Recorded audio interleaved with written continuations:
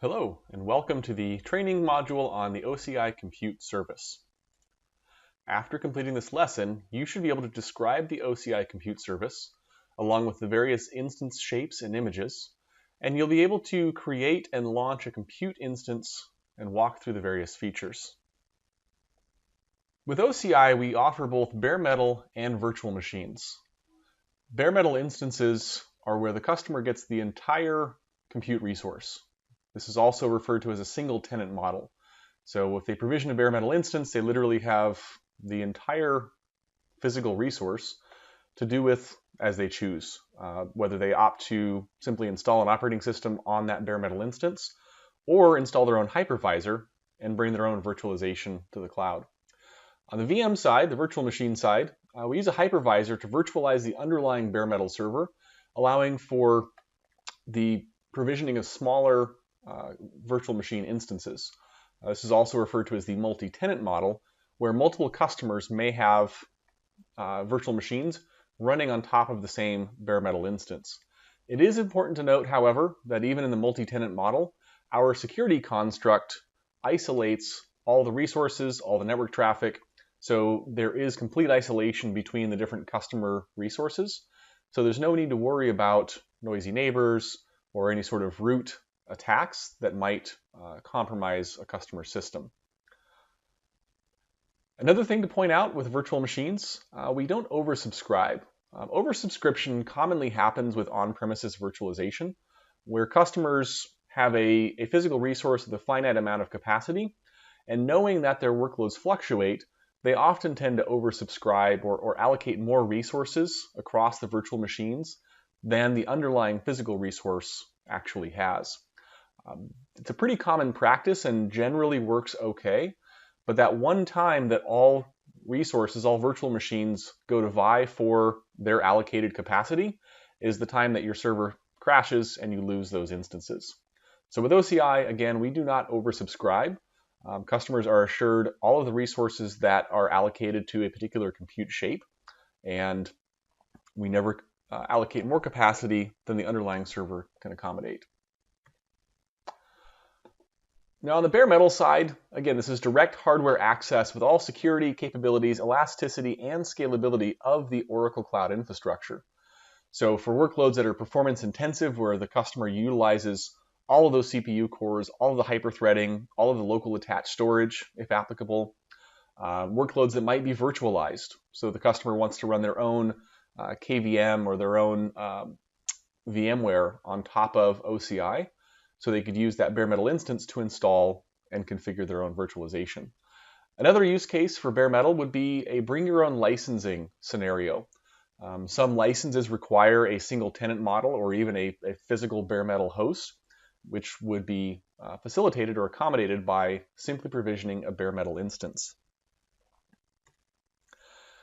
The concept of a compute shape simply dictates how many resources are allocated to that particular instance in terms of processor, memory, storage, and network capacity. There are a number of predefined shapes available for both bare metal and virtual machines. So let's take a look. For the current bare metal shapes, you'll notice that there are the Gen 1 and Gen 2, signified by the first number in the title there. So the BM standard 2.52, that's going to be based on the new X7 compute standard. So that's going to come with 52 OCPUs and 768 gigs of RAM. Now the standard doesn't have any local attached storage. It would be block storage only, and block storage we'll talk about in the future module. The dense I/O and the high I/O instances are going to include local attached storage. So this local NVMe storage is literally plugged into the physical server and made available to the customer when they launch that compute resource.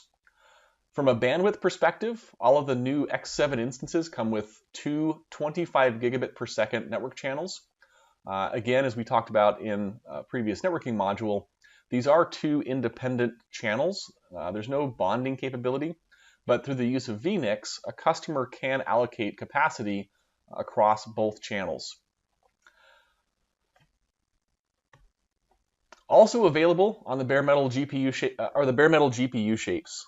So GPU being those graphical instances, These are typically used for very mathematic intensive programs, deep learning, artificial intelligence, computational fluid dynamics, things like that, that again require more GPU than CPU. So we currently have two different versions available. There's the NVIDIA Tesla P100, and I'm going to strike this out because we actually recently released the NVIDIA Volta, the V100 GPUs as well, which provide significantly better performance than the P100s. On the VM side, in terms of current generation, we offer starting at 1 core or 1 OCPU all the way up to 24 OCPUs, ranging from 15 gigabytes of RAM up to 320 gigabytes of RAM. And you'll notice we offer the dense I/O option here as well, which includes that additional local attached storage that's going to be significantly faster and more performant for various workloads. Each VM shape allows for the attachment of additional virtual network interfaces, as you can see here. The smaller shapes, 2 to 4 VNICs, some of the larger shapes up to 12 VNICs. Just keep in mind that the network bandwidth is tied to the shape, so we would use additional VNICs for various configuration elements, not to extend or expand the network capacity of a given instance. If you or the customer begins with a smaller shape, let's say a VM standard 2.2 with 2 gigabits per second of capacity, and decides after some testing they need more network capacity, it's easy enough to take that compute resource, change the shape, and increase the network capacity or increase to a larger shape to get the network capacity necessary for that particular workload. Previous generation, we won't dig into these too deep, but the Gen 1 shapes are still available as well. When we go to launch a compute resource, we're going to start with an image. Now this image is a template of a virtual hard drive that determines the operating system and other software that will be installed on the instance. Images can either be provided by Oracle, they can be custom images, or customers also have the ability to import or bring their own image. Oracle provides several pre-built images for both Linux, Windows, Ubuntu, and CentOS. So you can see the list here. I won't read through all of these, but we're adding new versions and new options as customer demand necessitates. The Oracle provided images include both Linux and Windows. So on the Linux side, if it's Oracle Linux, the username will be OPC. We create this automatically and we attach the SSH key provided when the customer launches the instance. For Ubuntu, we do the same thing, except the name is going to be Ubuntu. And then these users will have sudo privileges or root level access. So once you SSH into the compute instance with that set of credentials, you would be able to run sudo and essentially perform any task necessary on the instance. By default, the local firewall on the Linux instance will allow access on port 22 for SSH. If the customer is intending to add other application services or other features, it would be necessary to configure the firewall accordingly. On the Windows side, the default admin user is also called OPC, and it's assigned a one-time password. The customer would then log in with that one-time password, change the password, create additional named users if necessary to gain access to the instance. Windows uses RDP, or Remote Desktop Protocol, which operates on port 3389. So we also automatically set a default rule in the firewall to allow access on that port. Now, customers can also create custom images. Start with an Oracle-provided image, modify the contents, and then create an image from that existing boot disk. Instances you launch from your custom image include customizations, configuration, and software that you installed when you created the image. The point here is that the Oracle-provided images are fairly standard, and there may be software that's installed that the customer does not need, or there may be software not installed the customer does need. So it's an opportunity to go and create sort of a golden image, a custom image that they can use to launch or provision additional compute resources. Custom images do not include the data from any of the attached block volumes. So when you launch a compute instance, you get a boot image or boot instance, a boot volume by default, and you could attach subsequent block volumes. if you need to copy the data from the subsequent block volumes, it would be necessary to take a backup of each of those block volumes and create a new copy, a new block volume, and then attach the new block volume to the new instance. Now, I'm going to strike this out as well. Custom images can now be larger than 50 gigabytes in size. They can be up to 16 terabytes in size, which is the same limit for our standard block volumes. This allows customers running Windows workloads and other legacy workloads that they want to migrate from on-premises, where the root drive or the C drive may already exceed 50 gigabytes in size, and we need to provision a larger boot volume in order to support those migration activities. From a bring your own image perspective, again, we allow customers to import existing images that they've either created on premises or even in other cloud providers, so long as the image emulation mode is compatible. So we can build Red Hat Enterprise Linux 7.4 images for bare metal and for VM instances using a Terraform template. Maybe a customer might be bringing their own hypervisor like KVM, so they can install the KVM hypervisor on bare metal using a custom image. And as long as those images, as long as those operating systems support either QCOW2 or the VMDK format, we can go ahead and import and run those on OCI. The image import-export option allows us to, as we talked about, import existing images or even export images we've built custom on OCI. So we can import custom images that have been exported from OCI. So we would first need to export the image before we can import it. The image import-export feature uses object storage, so we would need to select the appropriate region, and then we could import or export to the appropriate object storage bucket in the given region. Now this supports emulated mode for images generated from non-OCI instances, in the case of bring your own image. It supports native mode for images generated from OCI. Now boot volumes, a compute instance is going to be launched using an OS image stored on a remote boot volume. So when you pick the image, that image is applied to a boot volume. That boot volume is attached to a compute resource and allows the compute resource to boot. Now, you can preserve the boot volume beyond the life of the instance. This is a nice feature. One reason for that is that a boot volume can be used to launch a new compute resource. We don't have to create an image. So this is pretty common when we are altering the shape of a compute resource. If I wanted to go from a VM standard 2.1 to a VM standard 2.8, I could terminate the old instance and preserve the boot volume, then use that boot volume to launch the new VM standard 2.8. The configuration, the contents, everything on that boot volume would be exactly identical to what it was before. Now boot volumes are encrypted. They're going to be faster, they'll have lower launch times, and they're going to have higher durability for bare metal and VM instances. The compute instance can be scaled to a larger shape, as we talked about, so by detaching and using that boot volume to launch a new instance. And boot volumes are only terminated when you manually delete them. So when you go to terminate a compute instance, you're going to get a dialog box that says, with a checkbox, and the checkbox basically says, permanently delete the boot volume. If you do not check that checkbox, the boot volume will persist beyond the life of the compute resource. Boot volumes can be detached and reattached from a stopped instance. They cannot be detached from a running instance.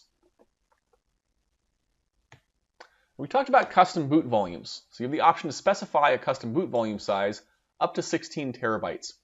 This allows you to take advantage of larger sized workloads or, again, legacy workloads that might be running on premises that require that larger partition.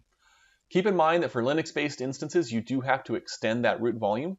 If it's a Windows image, you do have to go and extend the partition once we launch the instance. Instance metadata is another feature that includes information about the resource, its OCID, its name, compartment, shape, region, along with custom metadata such as SSH public keys or other custom metadata that the customer attaches. The service runs on every instance and is a private non-routable IP address accessible over HTTP. So from a compute resource, we would run this command, curl, to retrieve the HTTP content from 169.254.169.254/opc/v1/instance. and that will list all the information noted above regarding that instance itself. This is typically used for automated scripting. There are going to be elements or configuration details about the instance that we don't know until we launch the instance. So rather than booting up the instance, gathering the information manually, and then logging into the instance to run our configuration scripts, we can simply point our configuration scripts to this metadata to retrieve information like the OCI ID, the instance state, the IP address, things like that, to enable for a more streamlined automated configuration process. When we launch a compute resource, we're going to start by selecting a compartment. We'll specify the image source in the operating system. So this could be a custom image, it could be another boot volume. We're then going to select the shape, the form factor and the shape. So is it VM, is it BM? We'll select the virtual cloud network if it's already created. If not, we can actually opt to create one. And we'll select the specific subnet into which this resource will be provisioned. Keeping in mind that both subnets and compute resources are availability domain specific. So we're going to pick the AD and the subnet where this instance will reside. We launch the instance using a key pair. So we'll specify the public key, which gets uploaded to the compute resource at boot. And that public key is what we use, or that key pair is how we authenticate when we connect for the first time. It's important to note that Oracle does not have any access to the customer's operating system. If the customer chooses not to include an SSH key upon first boot, if the customer loses that SSH key after they've booted the instance, Oracle is not allowed or not able to go in and fix that. The customer would have to find other alternatives in order to regain access to the instance. Other optional selections, there's a cloud init script. Cloud init allows you to basically insert a script that runs at first boot to do automated configuration tasks. You can assign public IP addresses, additional private IP addresses, and define a custom host name if necessary. So if we line those up with the screenshots here, we pick the instance name, the availability domain, the operating system, the shape and the type, again, whether it's virtual or bare metal. We're then going to attach an SSH key.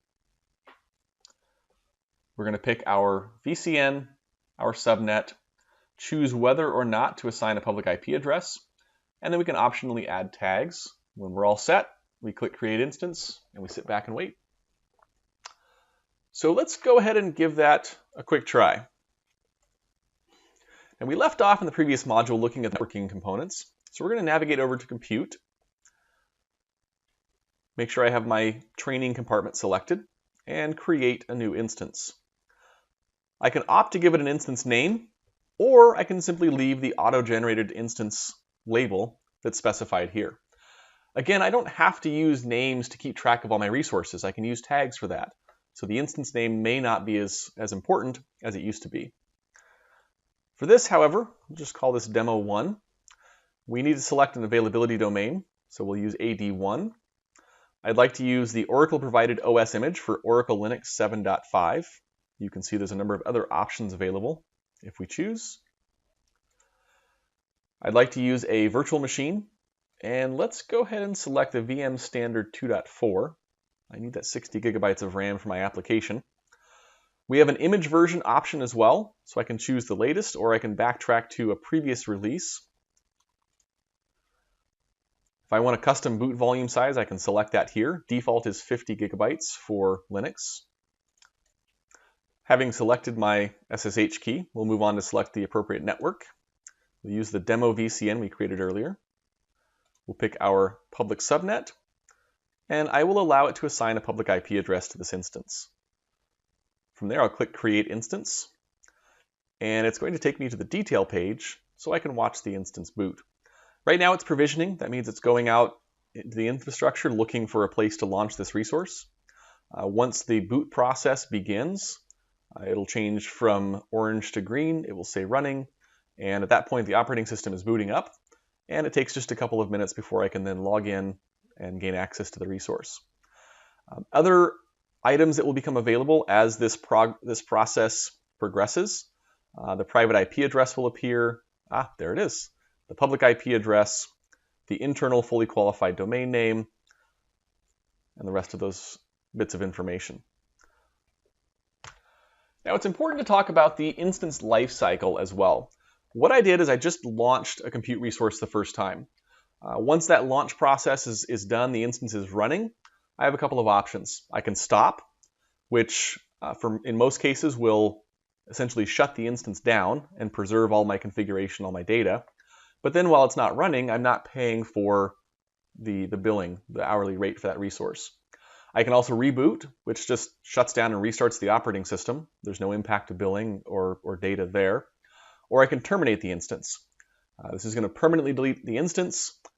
It will detach any secondary or additional block volumes. It will detach any additional VNICs or IP addresses. And if you choose to preserve the boot volume, it will simply detach that boot volume as well. Now, important point on resource billing. So for standard VM and bare metal instances, the billing pauses when it's in a stop state. So if I have resources, let's say I have a dev environment, and nobody uses it over the weekend, I could stop those resources, not pay for them over the weekend, and then Monday morning when my team comes in, I start them back up and I resume the billing process. It is important to note that high I/O and dense I/O instances continue to bill even when the resource is in a stopped state. Now, one of the main reasons for that is the local attached storage is persistent. So we maintain that resource reservation for the customer. When you stop a resource with that local attached storage, the data persists. The storage does not go away. And so we continue that, we hold that reservation, which is why the billing continues even when those resources are stopped. A quick look at pricing. It's important to note that the way the pricing is articulated is by OCPU by hour. So if we wanted to run a bare metal 252, we would simply take that 6.38 cents per hour, multiply it by 52, and that's the hourly rate for that compute instance. On the VM side, same thing. We're going to take that pay-as-you-go, that hourly rate, multiply it by the number of OCPUs that are associated with the selected shape, and that's going to be the hourly rate for that compute instance. One important note to point out here is that an OCPU is defined as the CPU capacity equivalent to one physical core of an Intel Xeon processor with hyperthreading. Some other cloud providers define their virtual CPUs as merely a hyperthread. So be wary of that. Make sure that the customers understand this. When they're looking at other cloud providers with, an instance with one vCPU, that one vCPU is technically half of one OCPU. So from a licensing perspective, from a performance perspective, you're going to see lower licensing costs and higher performance with an OCPU than you would with some of our competitors' virtual CPUs. So in summary, we took a look at the compute service. We talked about both bare metal and virtual machine instances. We looked at the fact that bare metal instances provide direct hardware access with the highest level of performance. The VM compute instances, they run on the same hardware as bare metal, but we leverage that same cloud-optimized hardware and firmware along with a virtualization layer to allow customers to run more granular shapes of compute resources. The OCI virtual machine and bare metal both offer a wide variety of shapes with a pretty significant lead in both price and performance. The OCI compute service offers Oracle-provided images with the ability to create your own custom images or even the ability to bring a specific hypervisor if that's the customer's requirement. And the compute service leverages a remote boot disk that's encrypted. It's durable and has a fast launch time of about a minute for those Linux instances. So this concludes our lecture. The next step in this training will be to go through the hands-on lab for the compute resource. In this hands-on lab, you will be creating a VCN with a public subnet. You will launch an Oracle Linux virtual machine. You'll make some security configuration changes to allow inbound traffic or ingress traffic on port 80. You'll make some configuration changes on the instance itself to allow inbound traffic on port 80. Then you'll install the Apache web server on Linux, make some configuration tweaks, write some very basic or copy and paste some very basic HTML, and you'll be off and running with a functional web server running within the Oracle Cloud infrastructure.